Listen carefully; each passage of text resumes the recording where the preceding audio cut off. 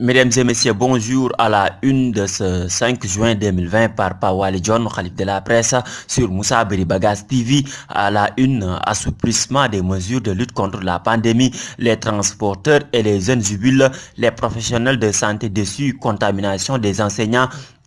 Le ministère de l'Éducation donne les bons chiffres et alerte pèlerinage 2020 en Arabie Saoudite. Le Sénégal n'enverra que 2000 pèlerins. Source MRP, lutte contre la pandémie, les mesures d'assouplissement du gouvernement diverses interprétées de Macky capitule une fois en passant par la rue désert Leto ou en tournant vers l'inconnu jusqu'à Macky en feu de recul. La presse du jour semble considérer que l'État a reculé face aux pressions de la rue et des Sénégalais qui vont souffrir des rigueurs de l'état d'urgence et de couvre-feu. D'ailleurs, des vox populaires faits par les radios et télé hier montrent que les transporteurs et beaucoup de citoyens se sont félicités de nouvelles mesures. Des professionnels de santé sont plus dubitatifs et semble déjà souffrir des conséquences de ces décisions. Dr Sorna, épidémiologiste, a confié de l'observateur qu'on le dise ou pas, l'État nous a laissé avec le virus.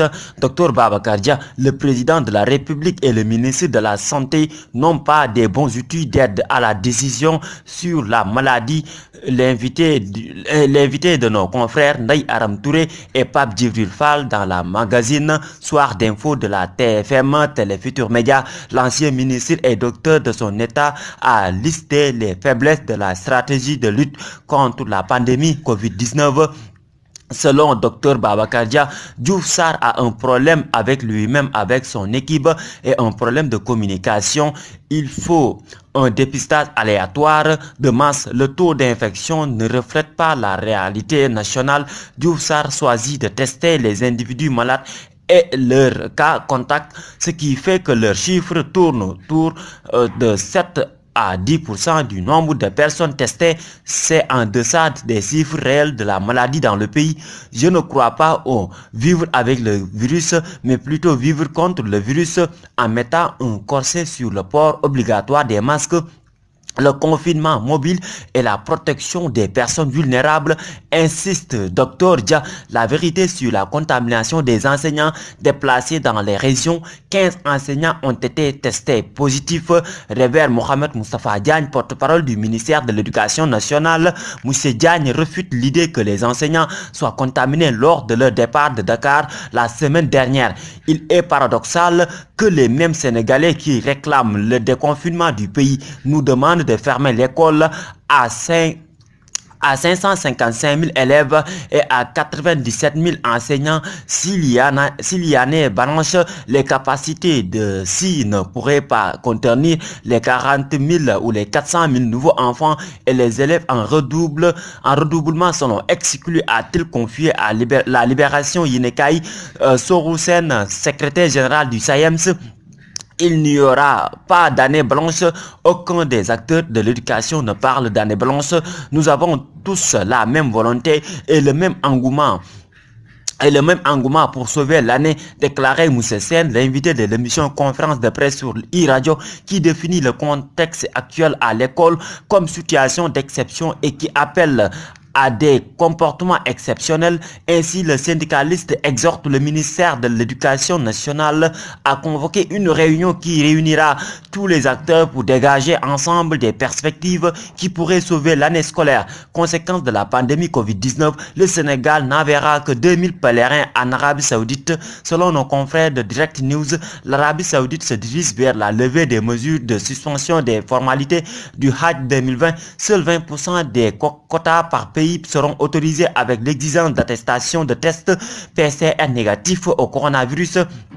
Alerte des géologues, le volcan des Mamelles risque de se réveiller bientôt, selon le président de l'association des géologues du Sénégal, Ibra Seck, par ailleurs chef service régional des mines et la géologie de Saint-Louis. Ces multiples agressions pourraient entraîner une instabilité de la colline, ce qui également pourrait entraîner le réveil du volcan et également la disparition de toutes les habitations environnantes, entre autres dégâts. C'est pourquoi l'Association des géologues du Sénégal invite les autorités à prendre les mesures idoines pour l'arrêt immédiat de tous les travaux aux environs de la colline des Mamelles.